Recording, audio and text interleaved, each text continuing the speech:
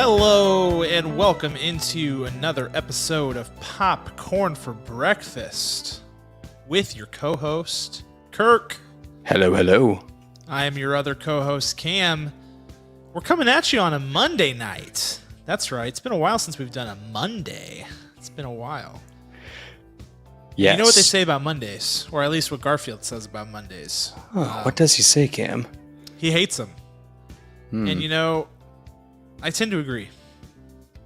And today was among the most Monday of Mondays in the world. I woke up, so my dog. I'll just peel back the curtain on my life. How about that? We'll just kick off the show with my complaints. Tell us. My eldest dog, he has like this. He got a cut on his foot, and then it got infected, and now he's on medicine for the infection. Well, the medicine. Okay. Our dogs sleep in our bed. Apparently, the medicine made him incontinent. No, it did not. No, it did not. Yes, it sure did. And he peed in our bed. And the commotion from that was like 6 a.m. Oh. Our oldest son, had already woken up at like 4 a.m. just for no reason. You know, just like no reason, whatever. And then the dog peed in the bed at 6 a.m. And so I was just up. You know, I know lots of people wake up at 6 a.m., but when you're not planning to wake up at 6 a.m., you know, when you base your sleep schedule off of different times. Yes. It was a rude awakening. So yeah, Mondays, right? Am I right? Mondays? Oh, I can't imagine. I mean, there are worse things. You're Sure. still alive, but there are very few things that are worse than that. It's pretty rough. Wow. Rough. Other than if he had sat and perched on your chest and peed in your face. I actually almost prefer that, because then it wouldn't be on the mattress. Like, my face will wash. The mattress you have to do a whole thing with. Oh, my goodness. I just that visual. I know, right? Which is your old Watson, correct? Watson, yeah. Mm-hmm. Watson just perched upon you, saying, "I can't hold it anymore, and I can't jump off this bed. I shall pee on the face of my owner." Yeah, and he's the good dog, so that's why it was like the ultimate betrayal. It's like, no, you know, if the other dog had done it, it's like, yeah, of course you did. Like, expected, right? That's par for the course for you. It's like how the best kid who does one thing wrong gets more punishment because they're expected to be punished perfect for their good behavior. That's exactly right. Anyway, all of that is just to say that it's Monday. So I'm not sure why I went in that direction, but I did. Kirk, how are you doing today? That's more important. I'm doing great. I got off work. Hard day at work. Lots of fires to put out, but I mowed the lawn when I got home. Oh. So you can say I'm feeling pretty accomplished, but very tired. I'm just putting on a happy face for you right now. Mowing the lawn on a weekday? Yes. No, sir. Yes. Our weekend was packed full, and I am recovering from fun times with friends, and also a tiny sick little girl. So little girl, my daughter Edie, of course, your niece, and hopefully she gets better. Definitely not as bad as a dog peeing in my bed unexpectedly at 6 o'clock in the morning. So yeah, I gotta say, cake. I thought my Monday wasn't that great until I heard you. Here I am to one up your Monday blues, Kirk. I'll always be at your service. Gotta you know, just rub it in a little bit. But no, we're gonna have some fun tonight. We're gonna have some fun to brighten up both of our Mondays, it sounds like. Yes. And here's what's interesting. So we normally will do our live stream and then drop a podcast the next day. That's like the What's Poppin' podcast. Because of how things shake out this week, we're doing our stream now. We're dropping our What's Poppin' podcast on Wednesday. So there will be a whole day in between now when we record it and when we release it. So here's my guarantee for you guys out there. If you're wondering when a ginormous, massive movie news story is going to drop, I would place a large sum of money that it will drop tomorrow. Yes. I will. I wish I could. I wish there was a way to bet on something like that, because in my experience, the biggest stories happen like right after we record something.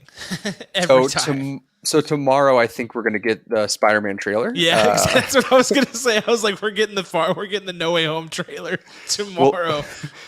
We'll also get the Doctor Strange multiverse trailer as well. They're just going to drop them on the same Yeah, day. the Batman. We'll get a trailer for that.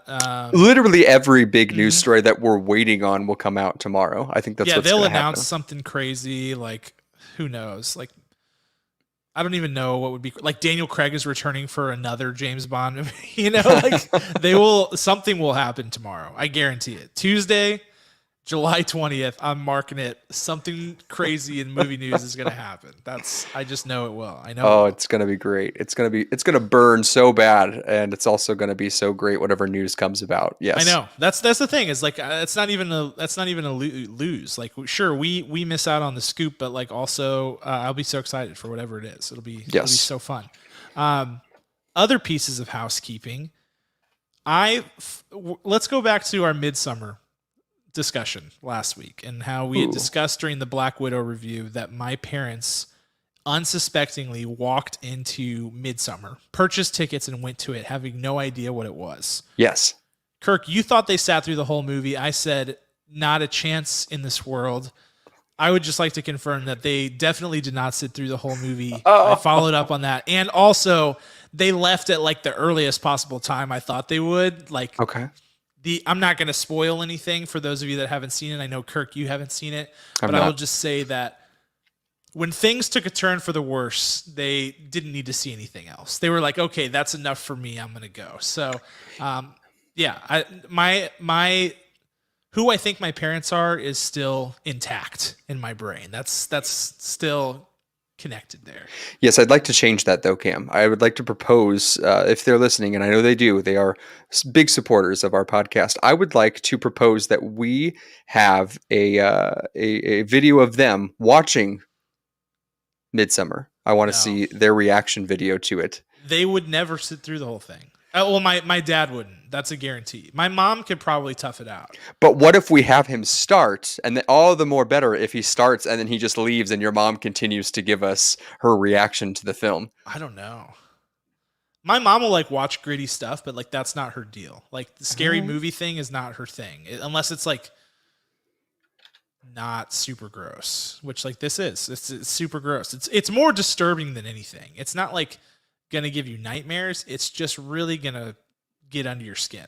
I would just like to attempt and offer it to them and see what they come back and say, because now we've talked about it. I was wrong. I would like to continue to double down and see what we can milk out of this situation, if you would allow me to. If you would like to follow that up, I think that's fine. But I will continue to double down on my efforts, which is that they will slam the door on your face whenever you present that offer. So, what if we set them up a la A Clockwork Orange style, and we open up their eyelids and strap them to a chair against their will and make them watch it? Would they be open to that at all? Well, see, that's against the Geneva Convention. That's a human rights violation. So then we get into situations where Interpol is hunting us down. It's a whole thing. So yes. Now you're pretty good at After Effects, I've noticed, with this podcast. So could you CGI out the restraints that we put on them for this viewing? Okay. Potentially. All right. Potentially. All right. Well, just erase the first half of this, and then let's keep recording if you're okay with that. Yeah. Good thing this isn't a live stream or anything.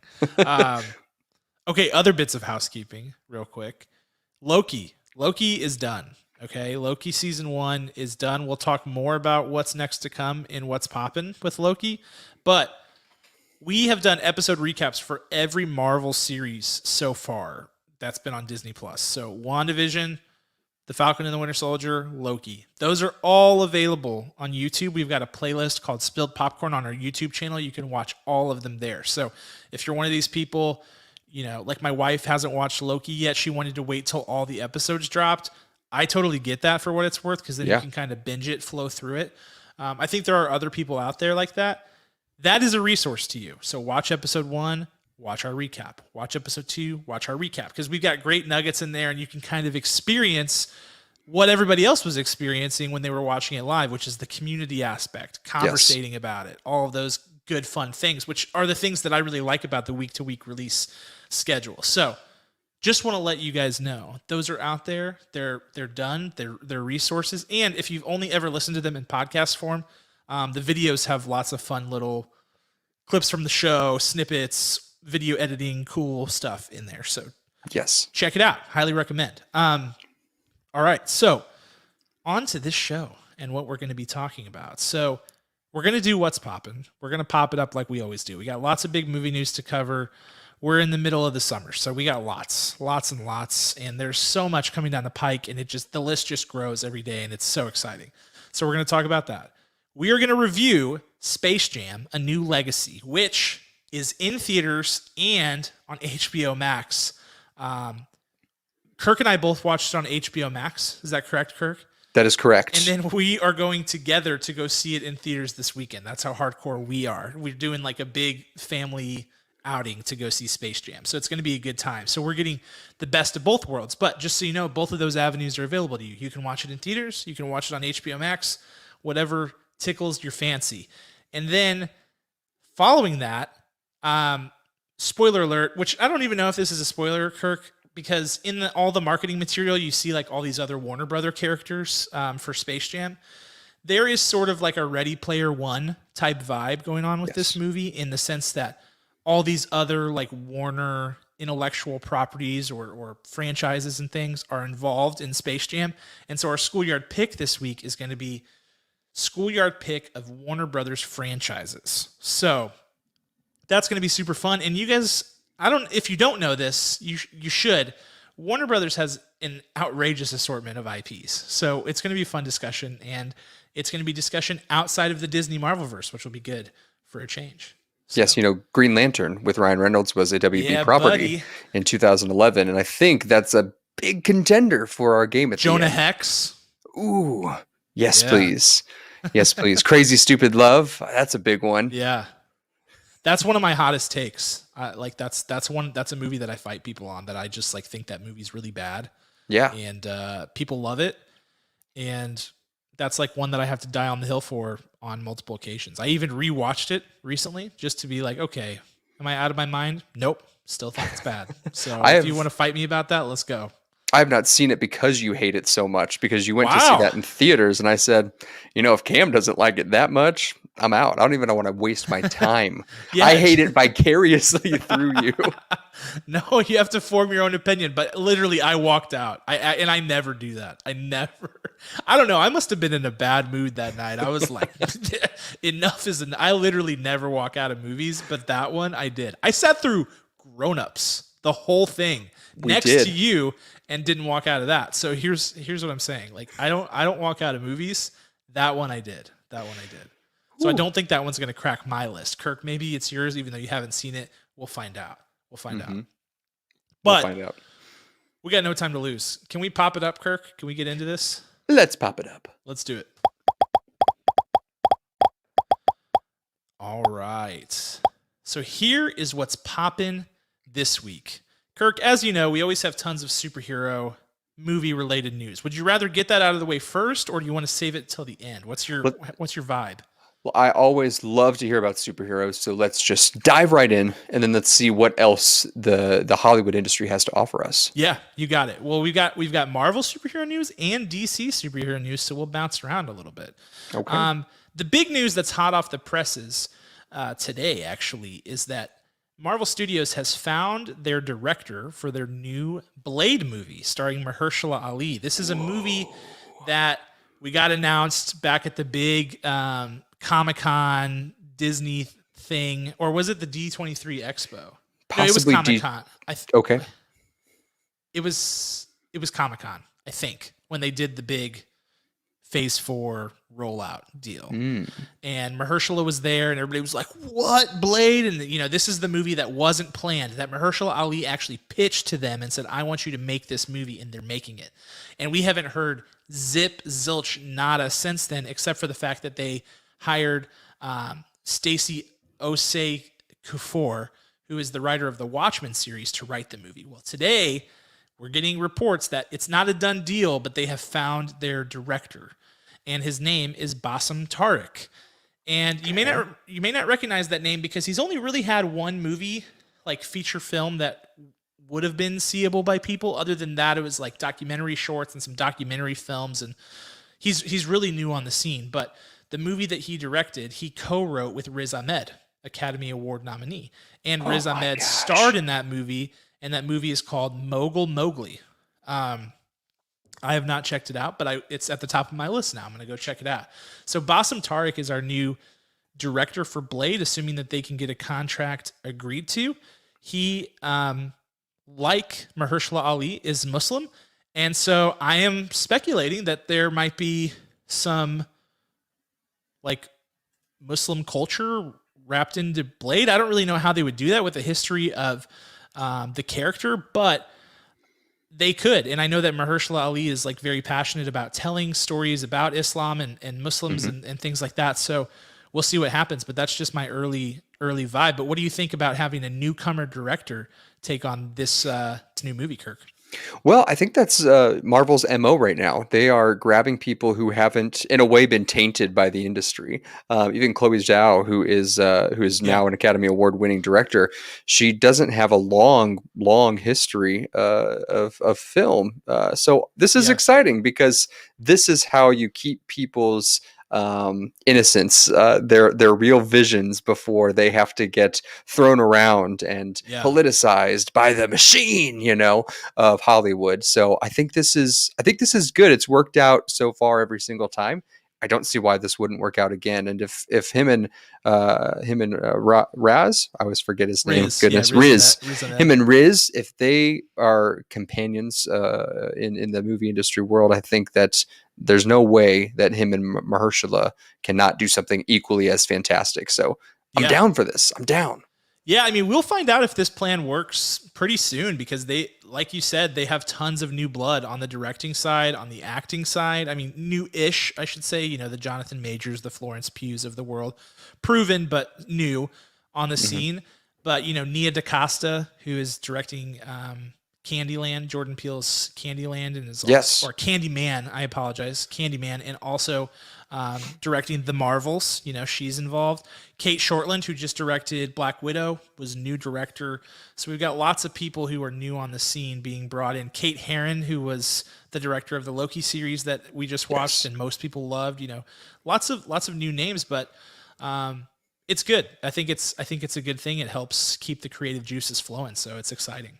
Hold that thought. Before I forget it, I want to talk about your misspoken word there. You said Candyland instead of Candyman. And can you imagine if we took that property of Candyland and turned it into a horror film, how fantastic that would be? Scary.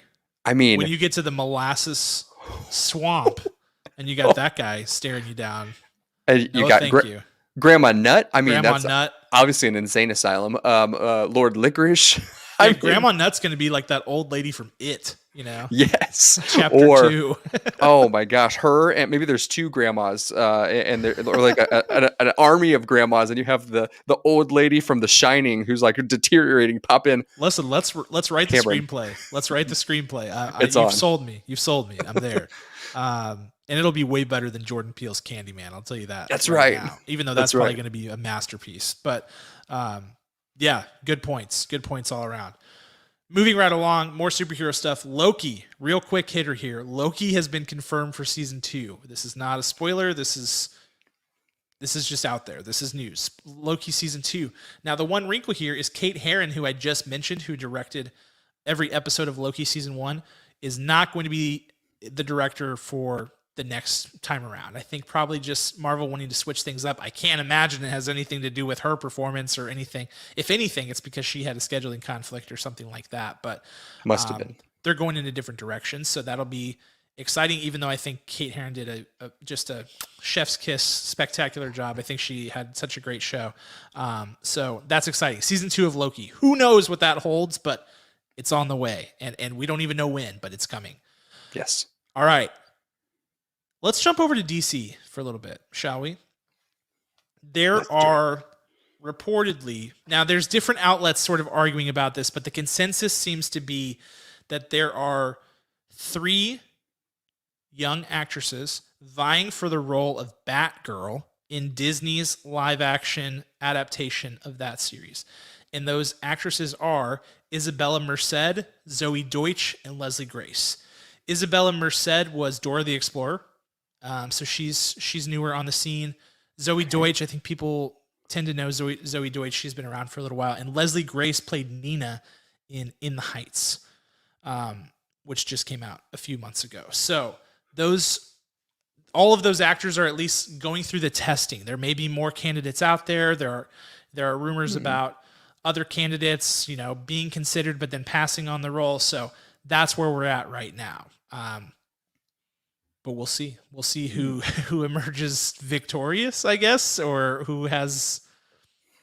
I don't know. We'll see what happens with Batgirl. That's such a tough role because it never got its day on screen because Alicia Silverstone played it in famously the horrible Batman and Robin, and I thought she did a great job despite all of the 90s writing that was happening in it and everything else. But I would like to see Alicia Silverstone reprise her role as Batgirl. I think it's the perfect time for her to come back into the spotlight. Redemption. And it makes perfect sense. If not as Batgirl, as some other kind of superhero that mentors Batgirl in some sort of way. I don't know what that looks like, but I need Alicia Silverstone back in the superhero world because I saw like a clip reel of her in something of it recently. I'm like, where'd she go? I know she's doing some random kind of stuff out there, and she needs to be back in the spotlight. We got Clueless, and we got that, and we got Blast from the Past, and I think we deserve more of Alicia Silverstone. I mean, you're making a strong case, Kirk. You're making a strong case. I don't know if it'll be Batgirl, but we'll see. We'll see what happens. The other actress who was rumored was Haley Lou Richardson, though some outlets are reporting that she passed on the role, like maybe was offered it. I don't know, or tested and then was like, no, I'm out.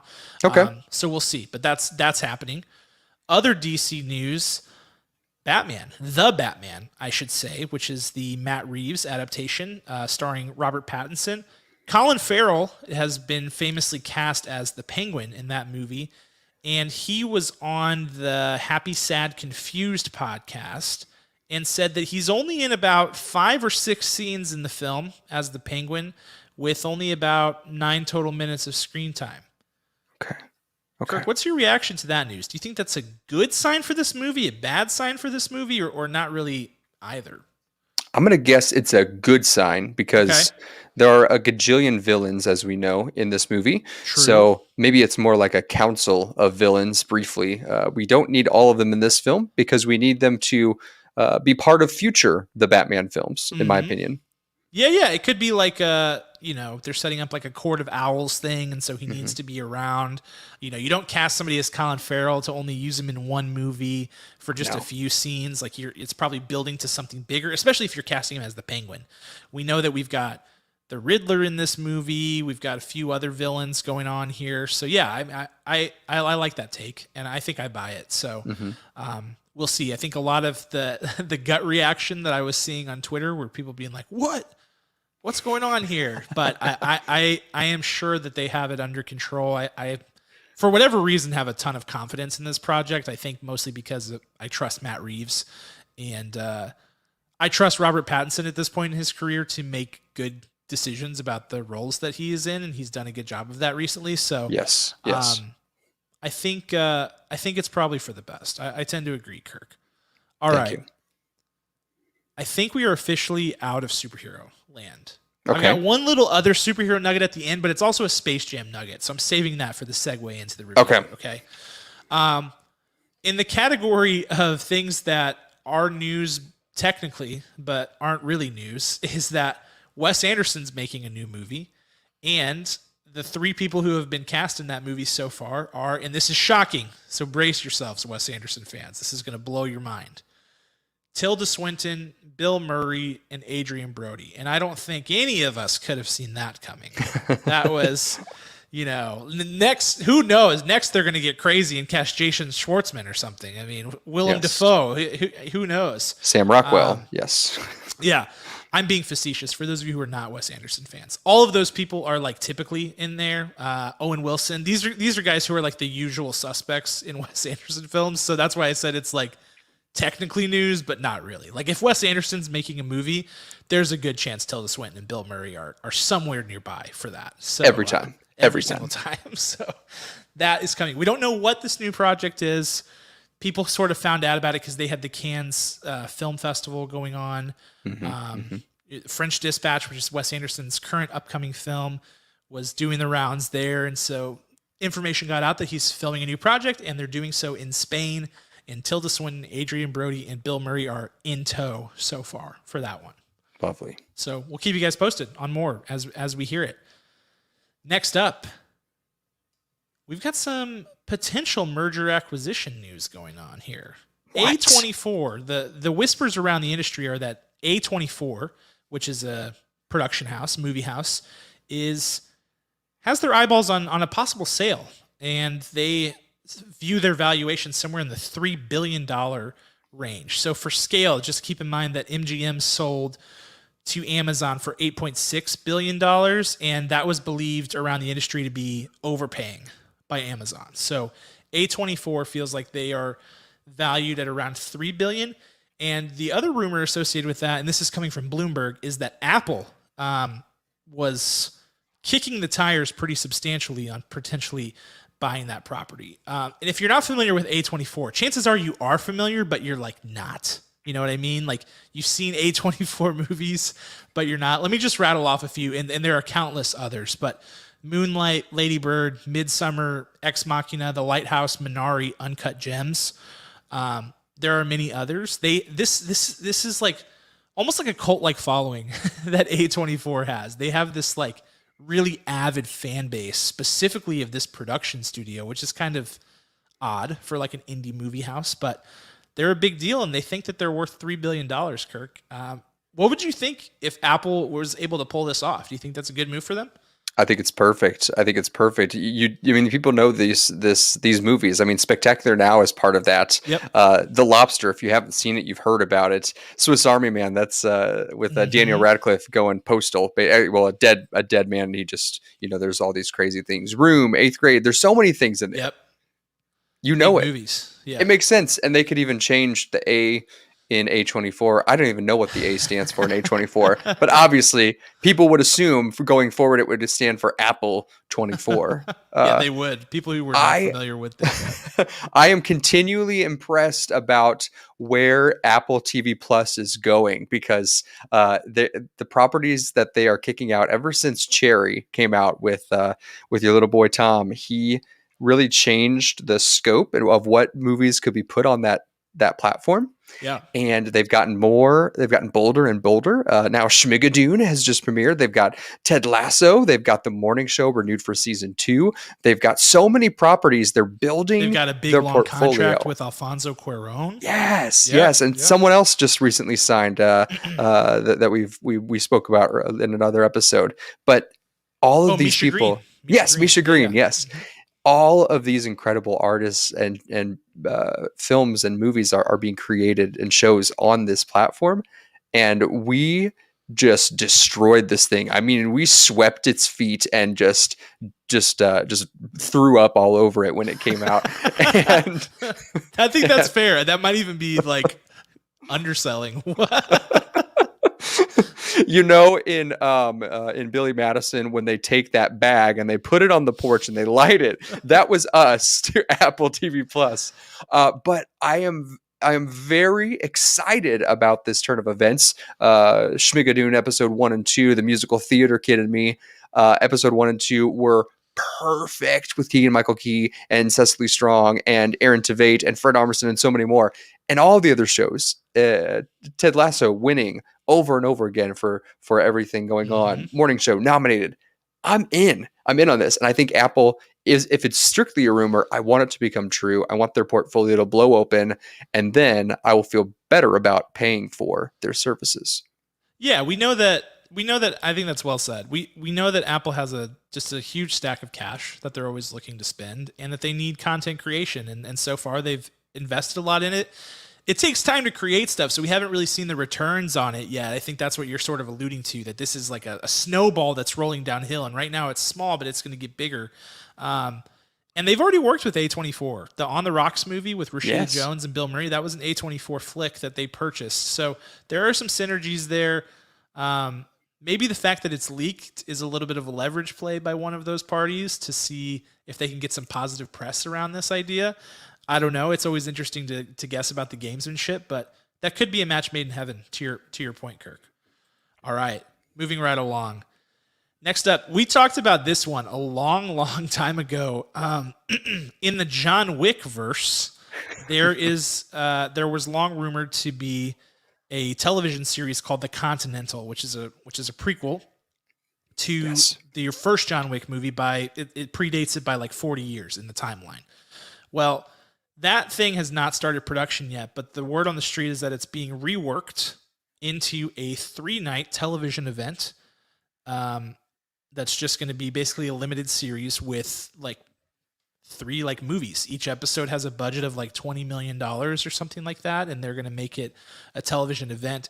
And I believe Starz owns the rights to this, which is a bummer. I may have to finally cash in my free trial that night, but that's what they're doing. And yeah, that's all we know on that one right now. But I thought that was an interesting twist of events. Yes, indeed. All right, moving right along. We've got a couple of quick hitters. Let me pull those up real quick. Antonio Banderas has been cast in Indiana Jones 5. Whoa. He's joining a cast that includes Harrison Ford and Phoebe Waller-Bridge, among others. But unknown what his role is, we of course know that production has already started on that movie, so you might think that if he's just now arriving on set or something like that, that it might be a smaller role, maybe some sort of gadget role. I don't know. We can only speculate at this point, but we know that he's been cast in the film. That's coming to us from Deadline. The Hollywood Reporter was the one on the Continental story, just for catch up. Okay. Next one.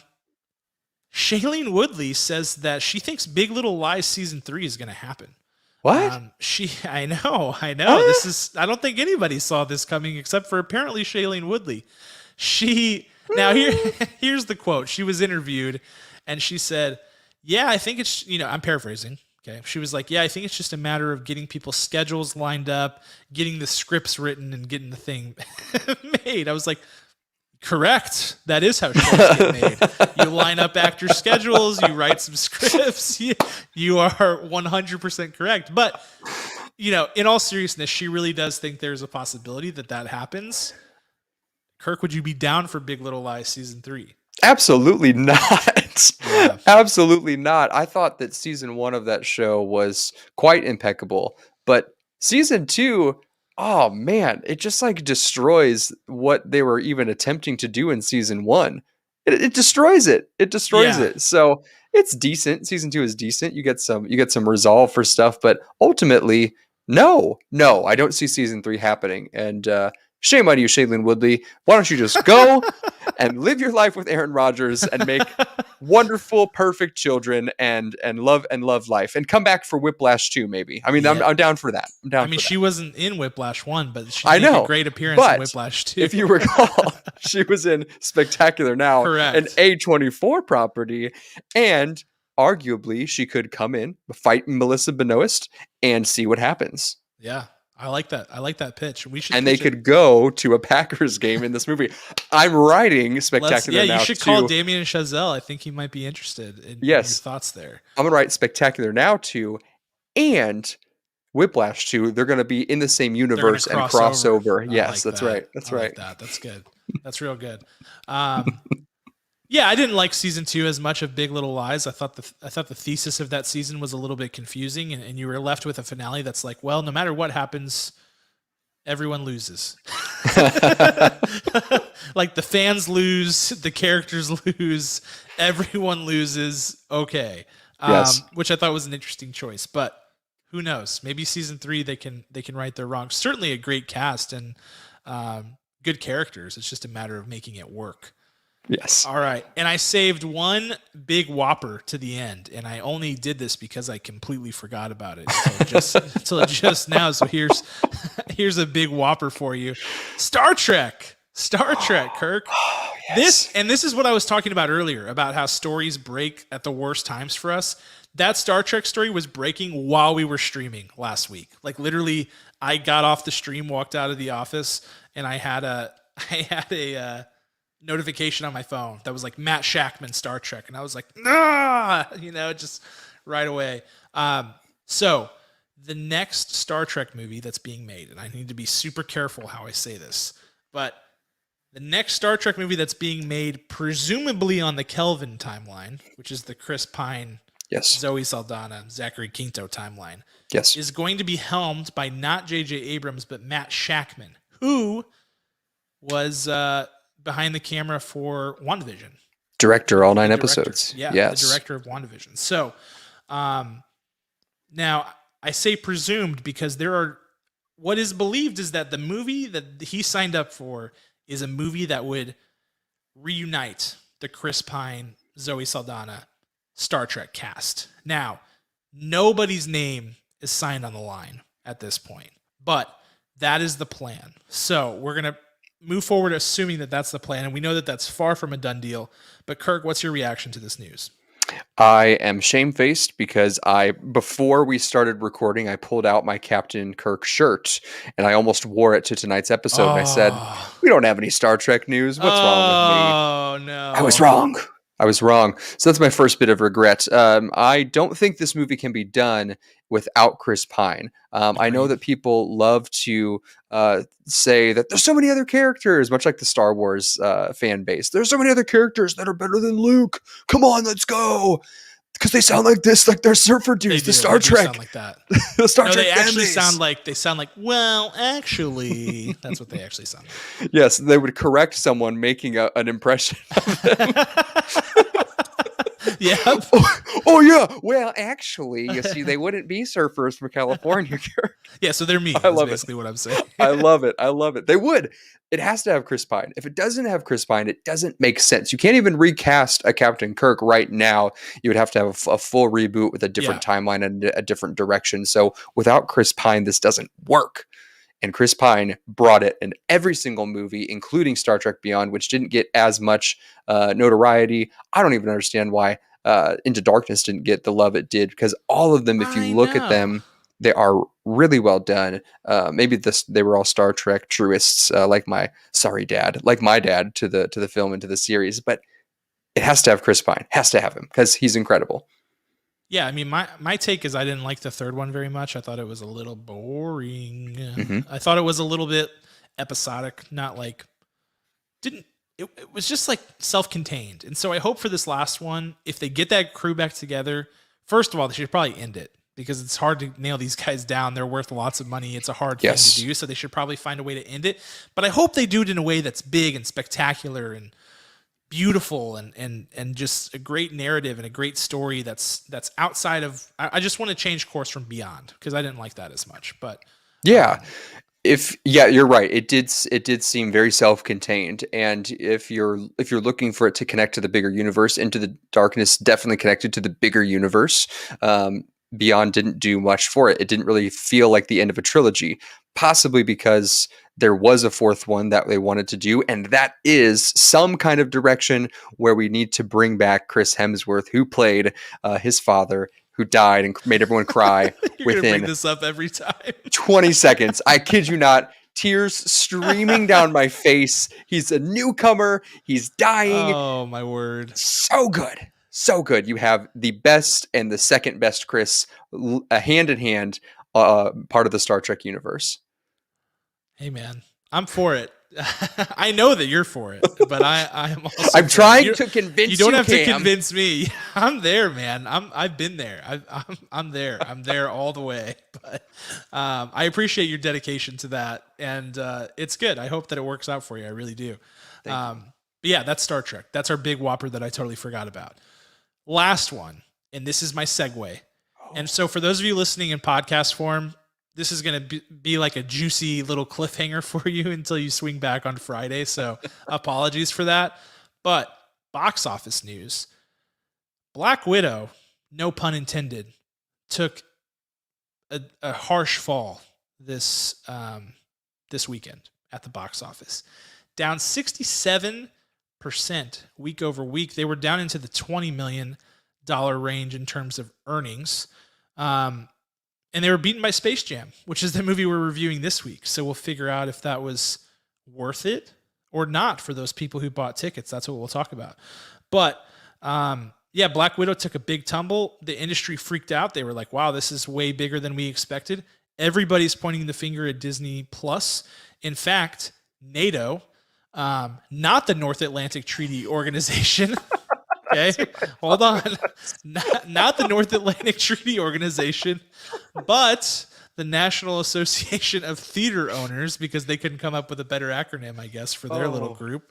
Man. They had a strongly worded statement for Disney Plus, basically saying, your plan failed. We don't like it. We don't want to be a part of it. You guys, this just proves it. Your plan sucks, and we need to move on from it. And Disney responded by saying that Jungle Cruise will be the last movie that they do the half and half with. They won't do same day release on Disney Plus with premiere access and in theaters following Jungle Cruise, which I think was the plan anyway. You know, it might have been. I think it might have was. been. Those are some. If it wasn't, those are some pretty quick decisions. I don't see. Oh yeah. I don't see how that's possible because you have to plan for months mounting up the distribution plan and how to get those reels or files out to all the theaters. So it had to be, to your point, had to be part of the plan already. And they're just like, no problem. We'll take care of that. Yeah, exactly. They're like, you know what? Your points are valid. We're happy to acquiesce your request, my friends. I'll sign right now. Yeah, so that's what's happening. And now we're going to wrap up what's popping so we can talk about Space Jam. Kirk, are you ready? Yes, I'm ready. Let's do it.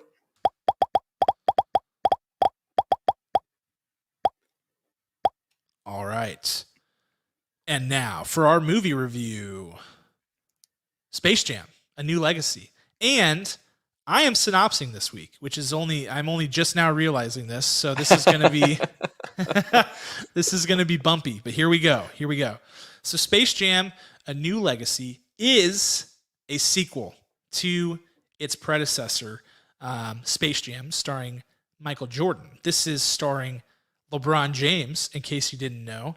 And the basic premise of the movie is that LeBron and his son attend a pitch meeting at Warner Bros. For this new movie, AI algorithm thing that can basically put LeBron into movies so that he can continue to work and still be in movies. And LeBron's like, that's a trash idea. Well, the algorithm that came up with this idea is Don Cheadle and saw the whole thing and is ticked off about it. So he sucks LeBron and LeBron's son into the serververse and forces them to play this game of basketball against each other. And Dom wants to play against his dad because he's trying to convince him that he should be a game coder, and LeBron is playing for his life, basically, because if he loses, they all get trapped in the serververse for all time. And so LeBron has to recruit a team to face off against the Goon Squad, which is Dom and Don Cheadle's team. Don Cheadle's name is Algae Rhythm, which is one of the worst names of any character ever. Oh, man. In my opinion, it's an algorithm, in case you didn't figure that out from the mnemonics there. But and that's the basic premise. They have to face off. And so LeBron ends up with the Toon Squad, Dom's on the Goon Squad, and the rest is history. We'll talk about it. How did I do, Kirk? I mean, personally, I thought it was a pretty decent name for a kid's character. Sure, for a kid's character, yeah, you're right. I'm probably being too cynical and being too crotchety there, but well, yeah. You're welcome to that. I enjoyed it. I don't know why. I was like, all right, I'm down, but I love that you hated it. It's kind of funny. It's like, if they hadn't said it like 30 times in the movie, I'd be cool with it. But they said it so many times. So you're annoyed that they just like kept like pounding it at you. I'm like, we get it. Algae Rhythm. It's an algorithm. Got it. All right. Yes. We got it. All right. Yes. Without further ado, let's jump into our superlatives. The first one is, and the Oscar goes to. And the best actor in this movie, I'm going to go ahead and give my flowers to LeBron. I'm gonna go ahead. I'm gonna give LeBron his flowers because here's the thing: this is not gonna win an Academy Award. This performance, and it was flawed. There are plenty of places you can tell that it's just like not the greatest delivery. But overall, for an athlete, this guy continues to be one of the better actors as an athlete that I've ever seen. Keep in mind, this guy has no professional acting training outside of what he's done on set for the various movies that he's been in. He didn't go to school for it. He went straight from high school to the NBA. So the fact that most of us who are, speaking myself, I mean, Kirk's a theater major, so I can't talk about that stuff. But Kirk has a theater degree, okay, so that's a little bit different. But if I was on screen, I would look like a clown. No matter how hard I was trying to be honest and genuine and give a real performance, I would look like an absolute clown. And if you need any proof of that, watch any local TV commercial with, your local baseball players on it. It's awful. It's so hard to watch. And so the fact that LeBron can do this and also be, he's going to be a billionaire by the end of this year, I think is what they said. And he's, been the best player in the NBA for many, many years. That may be changing now or whatever, but it's impressive. It's impressive. And he had some moments where he was really good and funny and, not that we have to compare it, but just 1,000 times better than Michael Jordan. And that's not saying anything bad towards Michael Jordan, because again, he's an athlete, but it's very impressive what LeBron can do. And even when it's bad, it's like, hey man, kudos to you for being able to do this. It's very impressive. So it's going to LeBron for me. That's true. I don't know if it's if LeBron had an advantage because he's grown up in a world where everyone is on screen and records themselves, and you see that footage right away. You see all of it, so you have to kind of adapt in a certain way. I think you'd be fine on screen, by the way, Cam. I think you'd do a great job.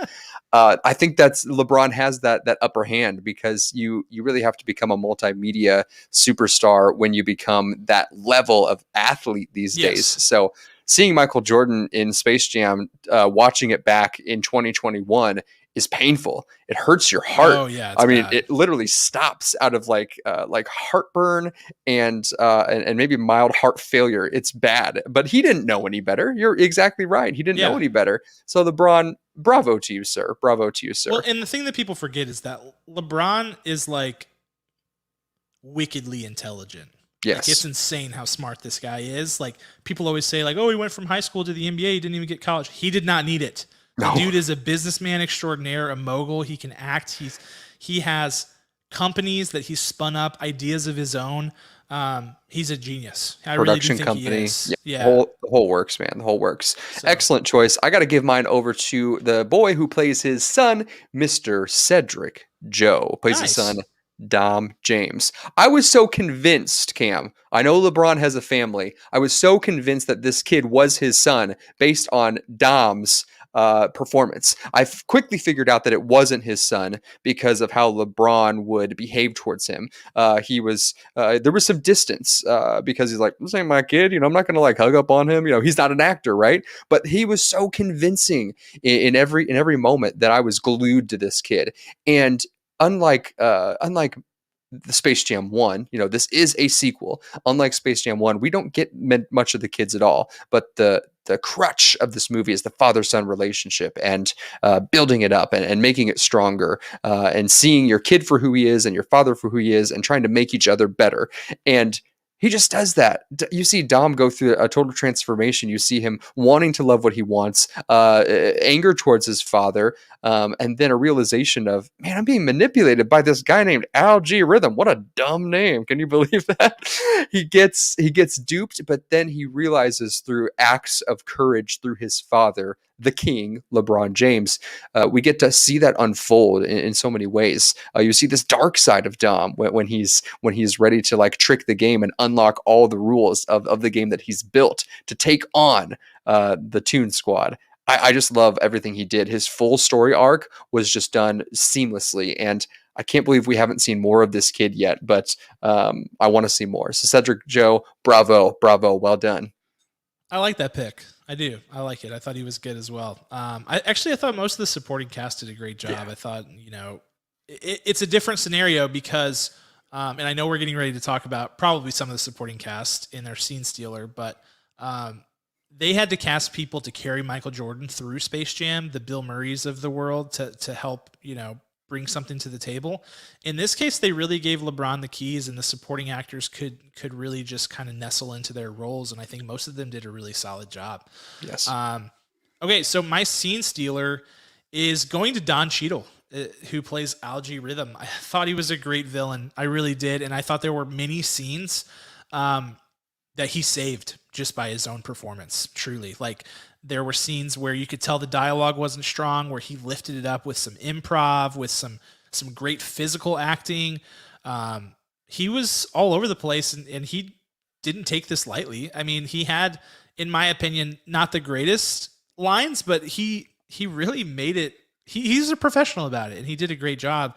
And I give Don Cheadle crap every now and again for fun, for his roadie performance and some of the other things. But the fact of the matter is, he's a great actor, and I thought it showed. And I thought his presence was sorely needed in this movie. And I was glad that he got as much screen time as he did, because it's good to have a good villain in a movie like this, especially a kids movie.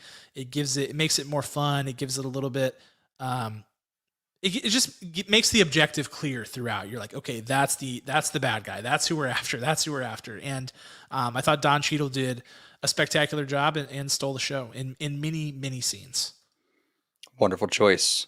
Easy choice for me too. Mr. Al G. Rhythm. Yeah, Don buddy. Cheadle. He won it for me as well. What I love about Don Cheadle is that we have also just destroyed this man's career from our podcast because of the disdain of his performance as Captain Rhodey is he a captain?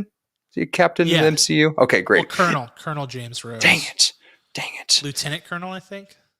Anyway. As what's this guy? What's his name? Oh, War Machine? War Machine. Why do I have this toy primed and ready to go? Yeah, what is happening?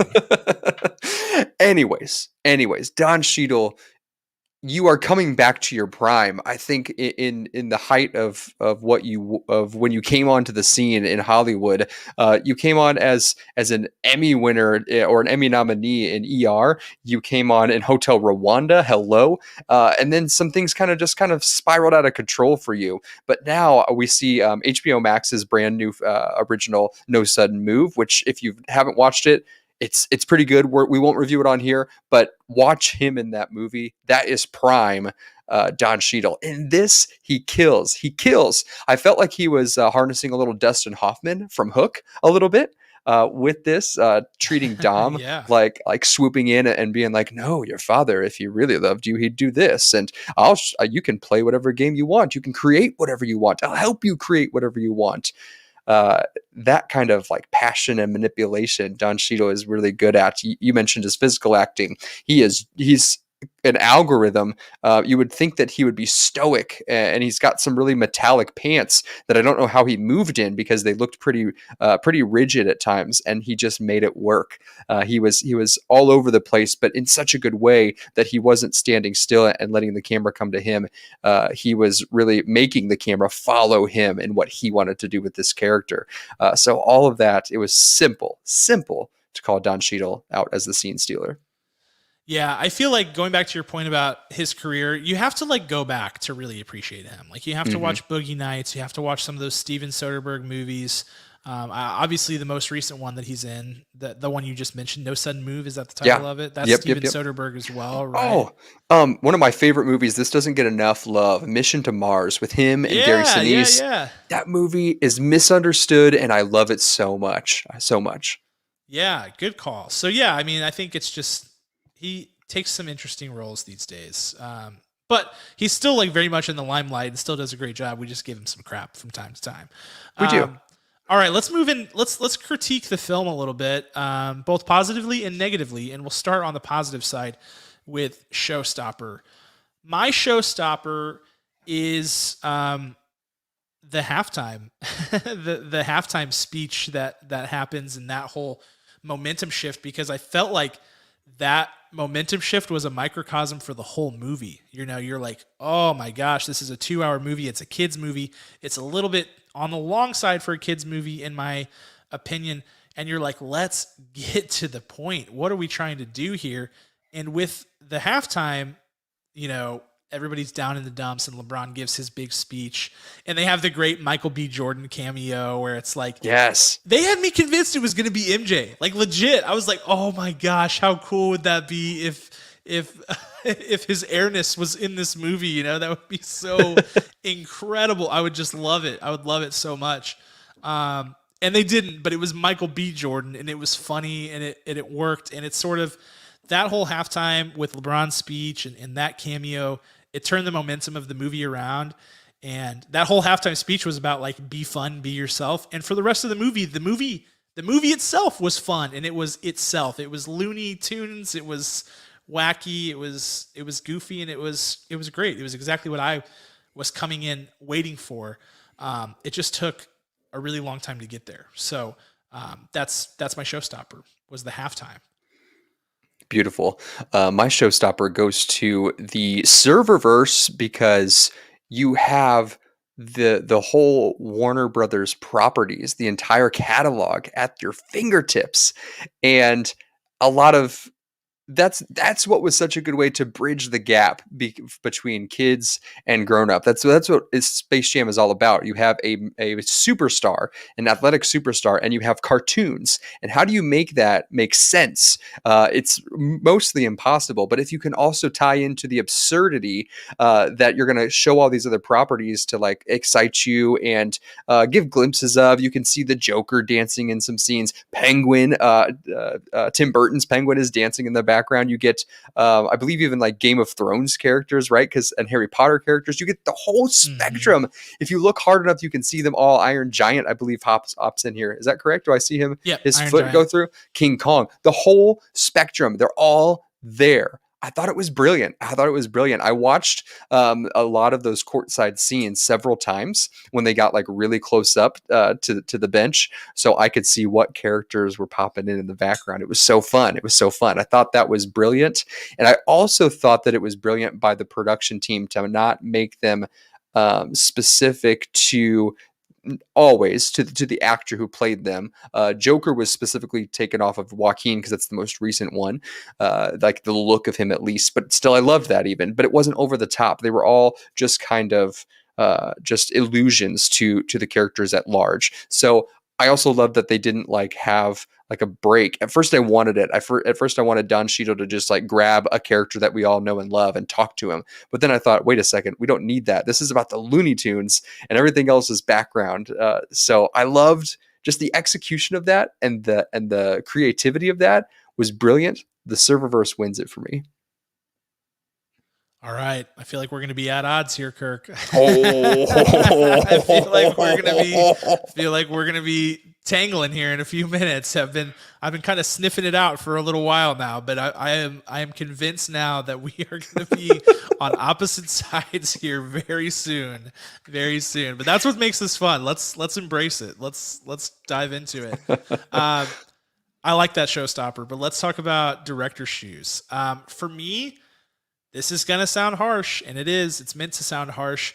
This movie was not genuine, and it lacked heart. And for a kids movie, that's really all you need to have is some heart. And I didn't feel like this movie had it. I think the whole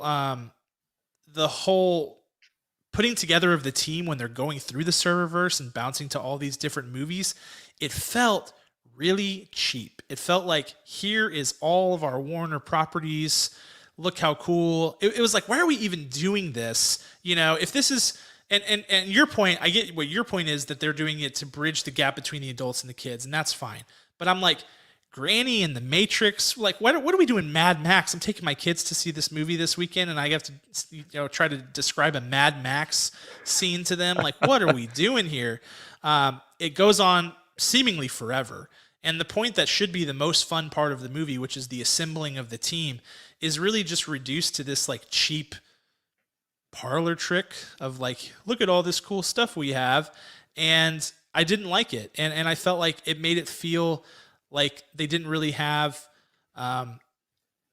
much of a reason to get the tunes together, and they should have. And Bugs, man, like, what happened with Bugs in this movie? He just like was kind of a no-show throughout most of the movie, and then at the end he does this big sacrifice thing, and then they invalidate that like 3 minutes later. Like, not even 3 minutes later. It's like, boop, he's back, and we're not going to explain that. Movie's over. Goodbye.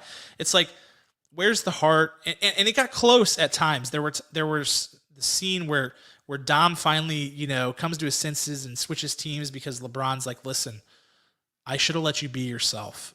Whatever. That was good, but that was it. That was the only heart in the movie, and the stuff around the characters. You could almost sit here and go, why are the Looney Tunes even here? And the reason was to show like you got to be yourself, be goofy, which like is the plot line of every kids movie these days.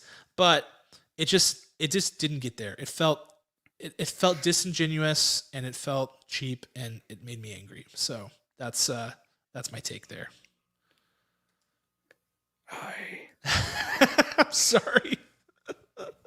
I don't even know you.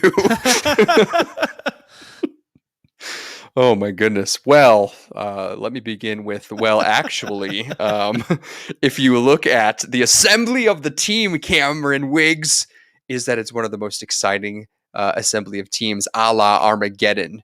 Yes, that's right. I'm bringing up Michael Bay's Armageddon and his assembly of the team. That's what it reminded me of in my heart, my core. And I love that movie. And I'll fight you if you don't like it. I will fight you. I loved it. The things that bothered me in this movie was the aggressive profanity, I would say, for it being a kids movie. I think there's like a total count of like 2 HE double hockey sticks words in Space Jam 1. And in this one, we get like at least 2, if not 4. We get a lot of the word freaking. We get a lot of what does. And we even get a spot where Don Cheadle is dropping the F-bomb, but bleeped like out. Bleeped. Dude, like I'm going to have to like spill some popcorn when that scene comes up for my kids in the theater just to distract them from it. Like that was intense, Don Cheadle. And I still gave you the scene stealer. So you're welcome very much. That's fine. That's fine, Cam, that you didn't like all that. I don't know what it was that struck me, but I just thought it was an exciting way to show that what are all the Disney property. I'm sorry, all of the Warner Brother properties out there, and the Looney Tunes have totally gone to the wayside.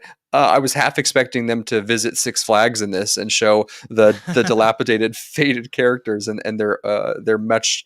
Their costumes that needed updated so badly. I agree with you. I agree with you with to a point. I thought the heart got me more in this movie than what it did with you, but I do agree wholeheartedly on Bugs. He wasn't there enough, and I also wish that they would have remained in full CGI so we could have a new Looney Tunes reboot. I think that's warranted. Like, why not? You have Space Jam: A New Legacy. It's obviously, it blew Black Widow out of the water. Here's your opportunity. Mm-hmm. Take this, run with it, make a show for 1 or 2 seasons for the new Looney Tunes. Kids will love it. And then Space Jam 3. Let's bring it on. Whoever's the newest basketball star. So a couple of missed marks for me, but overall, I thought it was well done.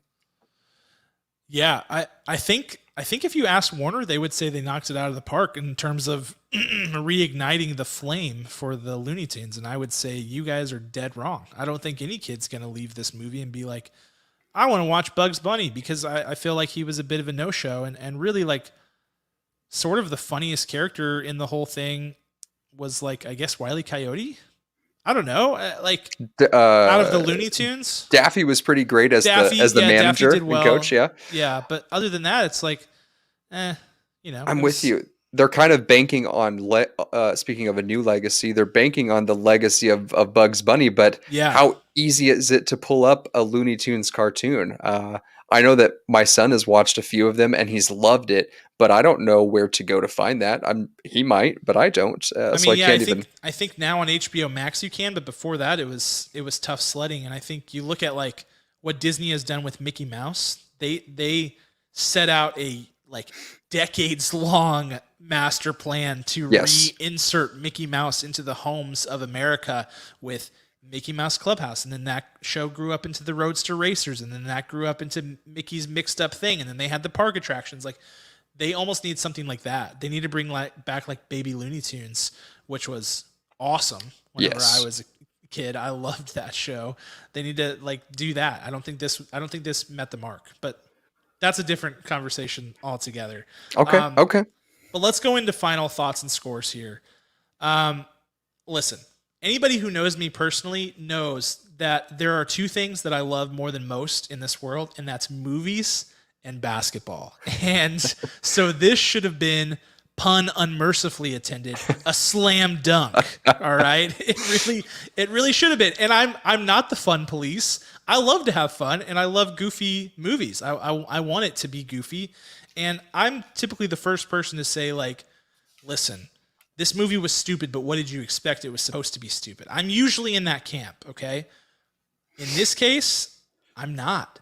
What I was expecting is a movie that paid homage to that original film, which was not a good movie. Like, go back and watch Space Jam, the first one. It's not good. We all love it because we grew up with it. You know, the people who were 90s kids, like we grew up with that movie, but it's not a great movie. But they could have made it a great movie by having some self-awareness and paying homage to that original movie in a better way instead of trying to do something totally different. And I felt like the Looney Tunes are meant to be the main attraction, and they weren't really. It was all this other distracting stuff, and like really the new characters were the most interesting ones. The Doms of the world, the Don Cheadles, you know, they were the most interesting characters. Even the Goon Squad I thought was really cool, how they came up with it and used NBA and WNBA players. Like that was all very fun, but the Looney Tunes almost felt more like an afterthought in this movie. The visuals, once they get to the big game, the visuals are great. The visuals are really good, actually. But there are times in the first half where the visuals are really inconsistent. And so there's some consistency issues. You know, my opinions on if it was genuine and if it had heart. I don't think it did. So yeah, I have some issues, and I think it was too long. I think it was too long for a kid's movie. It tops out at about an hour 50, an hour, almost 2 hours. It feels longer. It feels long to me. So I'm giving it a 3.0. Whoa! I'm giving it a 3.0 out of 10 kernels. And if you guys want to call me the fun police, that's fine. And we can talk about it. But I promise that's not what I'm trying to do. I'm not trying to crap on a kid's movie. That's not my shtick. I love it, but I love kids' movies. I think they're super fun usually, but this one was not for me. Not for me. Kirk is just floored at the moment. Absolutely floored. My score is going to blow your mind. This is good though. See, this is what we were just talking about last week, because we ended up within 1/10 of a point of each other on Black Widow. And I said we needed a palate cleanser movie, and I didn't think this was going to be the one. Like I thought we would end up close, but as soon as we started to talk about it, I was like, okay, here we go. Here we go. I bet in your head, that's what always happens to the person who's got more negativity on the movie, because the other person's like so excited. They're like, dude, I got to tell you, when they were going through the different worlds, and then you're like, yeah, it's all right. You're like, yeah, I'm about to drop a grenade right on your lap. Oh my goodness. I love that. I love that you have such disdain for it. It's kind of fun. It is fun. I thought it was a fun ride. I thought it was creative in every step that they took. It did not feel forced to me to nudge LeBron in this direction using the technology of today's world, and what it would how to convey that to kids. I thought that yes, algae rhythm was said way too many times, and the word serververse, even though I loved it, they said serververse. If we had a count on it, kind of like a profanity count, like, oh, they said serververse like 67 times. It's probably the right number that it was. Yeah, it's probably close. But I really enjoyed this. I don't know what else there was just the magic of it outweighed the just the pitfalls of this for me. And you're about to fall over out of your chair, Cam, because I'm going to give this a 9.0. No! No way. I loved it. Way. I loved it. I mean, I've been telling everybody. I told Aubrey, I was my wife, Aubrey, your sister. I said, 20 minutes in, I was like, dude, it's good. It is good. And then I kept watching, and I made the recommendation to several other people. I was like, guys, Space Jam. You got to watch it. You got to watch it. That is awesome. A whopping 6-point differential. I feel safe in saying we've never had that. Yeah. I don't think we have. I think we had a big one for Nomadland. Yes. But I don't think it was 6 points. I don't think it was six either. 6 points. No. Wow, that's awesome. That's awesome. I'm going to post about this every day on social media for the rest of the week. I'm so excited. That's hilarious and awesome. Yes. Yes. Well, thanks for sticking to your guns, Kirk. I'm glad. You know, this is like, when people ask me like, if you could have, it's just what we do is just a stupid movie podcast. But when people ask me, like, I'll if you take could that back. have it, if you could have it like accomplish something in the world, if you could have your podcast like give something to people, what would it be? And I always say, I wish it would give people the ability to disagree with people and be fine with it. Yeah. Just like talk to somebody, have a completely different opinion about it, speak your full truth, and then go on with your life. Everybody's Yep. still friends. Everybody's good. Nobody's throwing stones at each other. Like, that's what we need. And so I'm so glad that we did this, because it's just, it warms my heart. I love it. I love it. Yes, mine too. Man, that is. We saw two different movies. Man. I was like, it makes me want to, like, I don't know. I need to like start journaling or something to see if I was just having like the worst day ever. Well, listen, I don't mean to throw stones at you, but I know I'm just going to throw it out there. You confessed to me right before we started that you finished this movie right before we started. I did. And today is the day that you woke up to a dog peeing in your bed. That's true. But I started it a couple of days ago and I was fine. I think. I don't know. It makes me wonder now. It makes me really wonder. But, oh, man, that's too good. That's too good. Man. All right. Well, that's Space Jam: A New Legacy. See where you land. Are you Team Kirk or Team Cam on this one, or somewhere in the middle? Chances are somewhere in the middle, I would guess. I don't know. We were both pretty extremes on this one. But you can check it out on HBO Max. You can check it out in theaters. We'll be doing that this weekend. We'll be checking it out in theaters with popcorn and soda and the whole thing. Yes. Looking forward to it for sure. Always glad to be in the movie house. But let's move along to our schoolyard pick of, what do we call this? Warner Brothers franchises, Warner Brothers intellectual property. That sounds a little bit stuffy.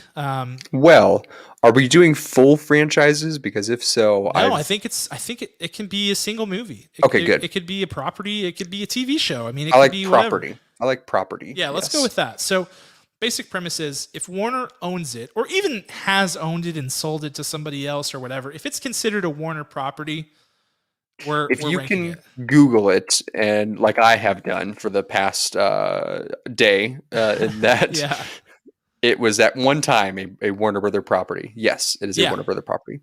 Yeah, let's do it. Kirk, you're leading us off here. Moi? Yeah, you. Okay, that's a lot of pressure, because listen, they have a gigantic catalog. Huge. Yeah, it's insane. I really don't know where to begin. I mean, I have a list of literally like 50 properties, and that doesn't even scratch the surface. So if we're picking the best of the best, it's hard too, because I want to go with like what's like near and dear to my heart, but then there's all of these like legacy items that will like withstand the test of time, right? Right. I have to choose one of my all-time favorite movies, 2010's Christopher Nolan's Inception, ladies and gentlemen. Warner Brothers. Yeah. I mean, there's been nothing like it before, and there will be nothing like it again. People will try, and they will fail. It was a movie just that was written throughout Christopher Nolan's entire life, maybe even longer. Maybe because he probably actually lived the Inception life and went down into the dream world and didn't tell us. And he lived a lifetime and wrote it there. I think that's what actually happened with this movie, because it is brilliant and without any flaws. So Inception. I love it. I think we're coming right off of the 11-year anniversary of Inception. I think July 16th was the day. Yes, that's right. Because my Facebook memories from 11 years ago said, you know how people used to go like, Cameron Wiggs is doing this. You know what I mean? Do you remember that? So all of my cringe statuses from whenever I was in Facebook, it was like, Cameron Wiggs is going to see Inception tonight. Yes, I think I had one that said Kirk Doolin is Inception. Which is worse. So that's a fresh anniversary, but great pick. Love Inception. It's so good. Such a great movie. All right, my first pick. I'm going with the DC Comics universe and all the characters they're in.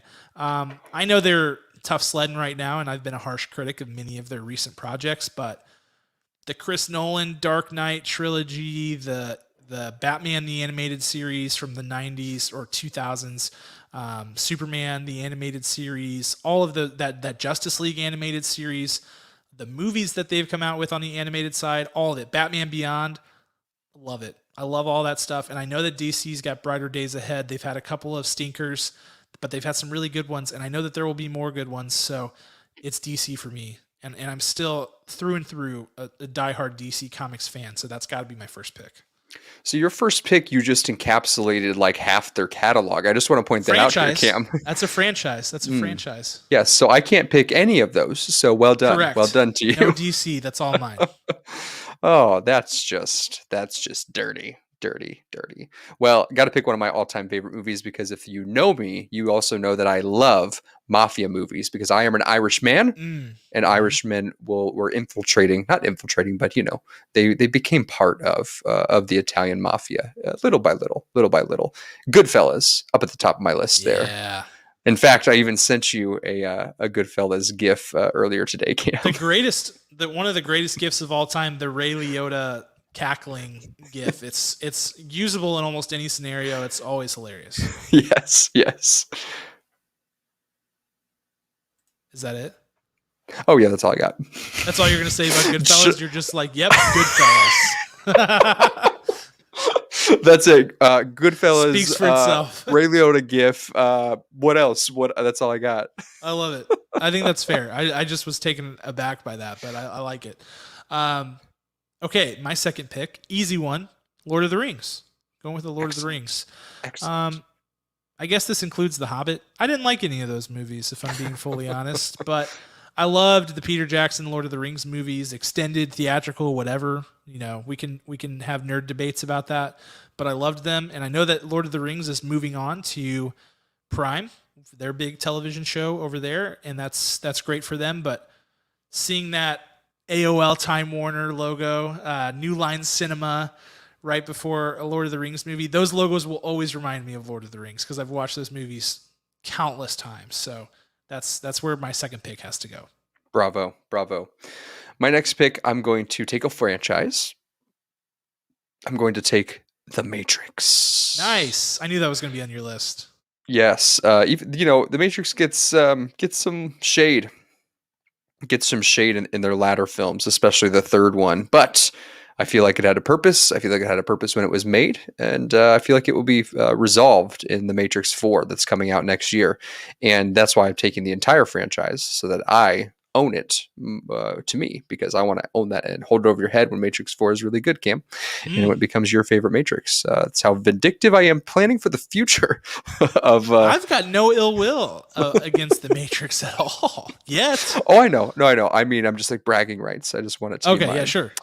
I mean, The Matrix, there's nothing like it. And so many films have stolen from it. Not stolen, adapted from it, grew from it, learned from it. Just the world that they created was so different from anything that we had seen. I love just these groundbreaking movies that shift all of cinematic history. And The Matrix was one of them. I mean, we would not have Patty Jenkins' Wonder Woman without The Matrix. They would not be, it would not be the same. All of those slow-mo scenes, countless other films just like that. And just the grittiness of it and the boldness of it. I just love it so much. Great. I'm going to piggyback off of that because I was going to save this one for later, but I'm just going to use it now because you made a great point. Blade Runner. I'm going to take Blade Runner. And I rewatched the original Blade Runner again. I do that every so often. Blade Runner 2049, also a great watch. Perfect movie to if you're testing out a 4K TV or something. That's the way to go. Yes. Great sound, great cinematography. Roger Deakins. It's got all of it. It's cinema. You got to see it full color. Anywho, Blade Runner. The point you just made about how The Matrix was sort of like a defining movie for how we see movies these days. Blade Runner was the same thing. Blade Runner took the way that people looked at future movies and flipped it on its head. It made this gritty cyberpunk dystopian nastiness of Los Angeles in the year cesspool. Yeah, what was it? I think is it 2019 or 2020 in that movie? I think it's pretty close, yeah. I think it's 2019, if I remember correctly. But anyway, it's it's Los Angeles, and you've got the fire shooting out of the top of the stacks, and people are moving off world because Onworld just sucks, and it just changed everything. And you might look at that movie and say, like, you watch it now and you're like, wow, this is kind of different. But you have to understand that the cinematic significance of that movie that came out in, the 1980s is so significant because it changed the way that people look at the future. And you can see, if you've seen that movie, you can see it echoing throughout cinema for decades. And that's what's really cool. And that's what makes Ridley Scott, one of the greats, a true visionary, because of what he was able to create with that movie and others. So Blade Runner. You nailed it. 2019 is when Blade Runner was set. Yeah. Beautiful choice. I personally love the Blade Runner director's cut because that's my favorite version of it, because the theatrical release, I don't know why, it's just confusing. It really is. It is, but yeah. You get that extended director's cut, and man, you are smooth sailing. You'll get it. So what the diehards will tell you on Blade Runner is that the correct order to watch them in is theatrical cut of Blade Runner 1, then the director's cut, or I think it's called the final cut or something like that. The final cut, yeah. Then that one, and then 2049, because you will only have an appreciation for the final cut once you've seen the original cut. That is true. Yeah. That is true, because you're left very confused. Yeah, oh, for sure. And you get a lot of stuff answered, and then you feel smarter.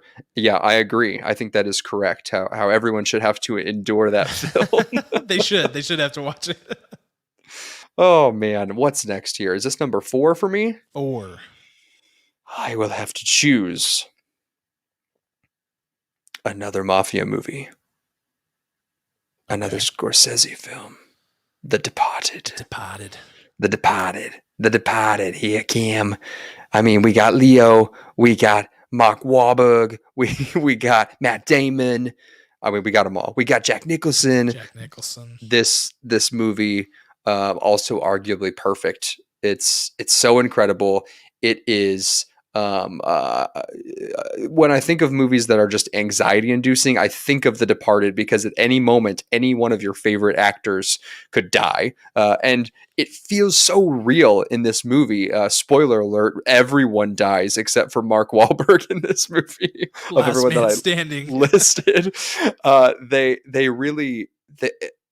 And it's a movie, but the environment and the tropes of storytelling that Scorsese takes in this film are just absolutely mind-blowing. And sometimes I will turn The Departed on if I'm working late at night and I need something on in the background, which sounds crazy because it's just Bostonians screaming the F-bomb and shooting each other. And you would think that's distracting for most people, but for me, I'm like, no. It's like a white noise machine to you. It is. It is. I'm like a displaced. The soothing sounds of The Departed. Yes, I'm like a displaced Bostonian because I feel like a weird kinship to them. I've never been there. I've literally never been there. Maybe it's the Irish that people would relate to, but then they would also start just like yelling at me, thinking that maybe I am one of them. And because I'm a Midwesterner, I think I would just crumble up and die immediately from the anger that they all have in their town. So. I still want to go there, and I think you'd love it. I've been now, and it took me a while to get there. And I went on a trip for school when I was in grad school, and I loved it. I was surprised by how much I loved it. I thought it was cool. There's lots of history there. It's got a great vibe. Yeah, I think you would be right at home. Okay. There. I hear I recently listened to Conan O'Brien and Bill Burr just like riffing on Boston because they're both from there. And I was like crying. I was like scared of it because just the way their culture is. But maybe it's if you only know that they're like a true Bostonian, maybe that's what it is. So we'll see. The Departed wins for me though. Love it. All right, my next pick. I'm going to take it because I feel like I don't want you to take it because then I don't know what I would pick last. All right. So I'm going to pick Harry Potter. I like these movies. It's one of these things you just like, it feels like everyone just kind of watches them once every 2 years. They just like do the rounds. They're like, well, it's about time to rewatch all the Harry Potter movies and kind of obsess over that for a week or whatever. Well, at least we do that in my house. And I was talking to one of my friends recently who was like, we were just having like small talk and he's like, yep, just finished the Harry Potter movies again, Mostly because I just love the world building of it. I love how the book came to life in in the movies, and the aesthetic and the way that the way that they made magic on film. Really fun, and it's great. We had a Harry Potter Halloween costume or a Halloween party one year.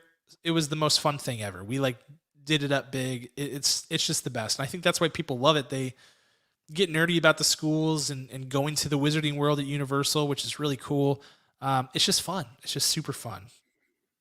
It is. It is. That one belongs in your camp. I also love the Harry Potter world, but there's a specialness that you have to it. So yeah, I kind of forgot about it, which is terrible. You Absolutely deferred terrible. it to me. Let's frame it that way. Yes. You were like, you know what, you should Can have this. can you edit what I that I said I I could. forgot? I won't, but let's just pretend anyway. Okay, cool. So what was your number 4, Cam? Could you could you tell me? Harry Potter. Oh, dang it. Okay, yeah. Well, that's great. That's great. I wish I would have picked that one. I know. My 5th one shall be. It shall be. This is tough. There are so many left on the table here, man. It's not even fair. It's not even fair. Yeah, we're gonna leave tons of big ones on the table. People are gonna be mad. They're gonna be mad. They're just gonna roast us. I'm gonna go with the Goonies. Ooh, great pick. The Goonies. I mean, this is like, it feels like a rite of passage movie. It's such a it's such a weird movie overall, but it's so exciting. It's like a just one of the the truest adventure films out there that we have. Yeah. And Sean Astin, he's the leader of the pack, and we get what's the girl's name? Oh my goodness, the redheaded girl who like stopped acting after this, which is so sad. She should have kept going. Josh Brolin is in this as the older Yeah, I was gonna brother. say Josh Brolin.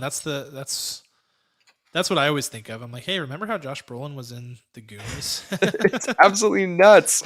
And there's just people just quote this. Corey Feldman, people quote this all the time. Oh, what's the girl's name? She's fantastic, and she should have kept going. Carrie Green is just Yeah, Andy. all of She these plays Andy. as Andy. They're all just such magic struck. And this film came together, and you could never do a movie like this again. I feel like there was even like rumblings of rebooting this movie or Yes. even a sequel. And I Correct. say absolutely not. Shut that down if you can, Richard Donner and Chris Columbus. Please do not do it, because it can't happen. It can't happen.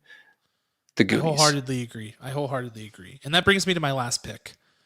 I have gone with franchises up till now, and I will do that again. I'm going with the Lego movies. The Lego movies. I love these movies. I think they're great. I haven't seen Lego Ninjago. Full disclosure, that's just not really my scene. I'm sure it's funny though if I know the Legos. Warner Animation also makes the Lego video games, which I love, love, love. Some of the best couch co-op games there Yeah. are. But so far we've got the Lego Movie, the Lego Movie Part 2, the Lego Batman movie, all of which I really love. Just a great style, great sense of humor, like right up my alley. That kind of sense of humor. It's very stupid, but also like smart. It's not just stupid for the sake of being stupid. And they all those movies. We're talking about heart earlier. Those movies have crap loads of heart. They do. So much heart. They just gush with it. It's so great. And I can watch them all the time, and I do frequently. I frequently rewatch them, even though I am a grown adult, because I love them so much. So it's got to be the Lego movies for me. Beautiful. All right, we're not going to do honorable mentions because there's too many, and I want to see what people roast us on, and I don't want to have the defense of being like, well, it was in the honorable mentions. No, I want to feel it. I want to know what you think. If you're like, where was King Kong or something? I don't know. Just let's hear it. I want to know. I want to know what your guys' thoughts are. But that's all we've got for you. We reviewed Space Jam. We did our schoolyard pick. We're getting out of here. Okay. Thank you guys so much for listening. As always, a couple of housekeeping things on the back end here. Spilled Popcorn is done for now. It will probably return with What If, but we don't really know exactly because we kind of have to wait to see how that show goes before Yes. we know if the format will lend itself to that. But Kirk and I are working right now to cook some things up to fill that Monday slot. So there will still be podcasts on Monday going forward. If not this week, then the following weeks. We will make sure that void gets filled. But Spilled Popcorn's done. Again, if you haven't listened to that stuff, go back and listen to it while you're watching the Marvel stuff. I hope that it enhances the experience, and give us feedback on what you think of it. And then also our Discord server. I have to talk about our Discord server. This is where we chat about movies. This is where you can chat with us at any time of the day about movies. Kirk's always awake, so it's like literally if you want to chat movies at 4 a.m., like just at me. Yeah, just be like at Kirk, and he's probably ready to go. He's probably watching the Goonies. Listen, either the Goonies or most recently, guys, I mean, Netflix just dropped part 1, 2, and 3 of Fear Street, those films. Yeah. And I watched them in the middle of the night. And so tell me about it. Tell me how you're feeling. And any other movie, I'm here for you. Yes. And then the other thing I want to plug real quick, because I've reignited my obsession with this app, is Letterboxd. Letterboxd, yes. Which is, for those of you who don't know what it is, Letterboxd is like a social media for movie reviews. Kind of, you can log movies, you can review movies. It shows, your friends and followers what movies you've been watching. It's a great way to go back and say like, oh, I watched that movie on this date. You can keep a whole list of the movies you've watched. It's great. It's social media. It's movie reviews. It's awesome. Kirk and I are both on there. We have a podcast page that we've never really posted on or anything, but we're both on there, and I've been reviewing movies on there outside of this podcast. So if you like my opinions, you can find them on Letterboxd. It's a lot of fun. So go check it out. You just have to type in Cam Wiggs and you'll find me, and we can share our handles and stuff on social media so you guys can get at it. But seriously, that's all we've got. I'm going to get out of here now. Thank you guys so much for listening. As always, special thank you to Ryan Spriggs, our executive producer, and the band Rhetoric, who cooked up this original music you're about to hear. Thank you, Kirk. We'll see you guys next week. Talk to you then.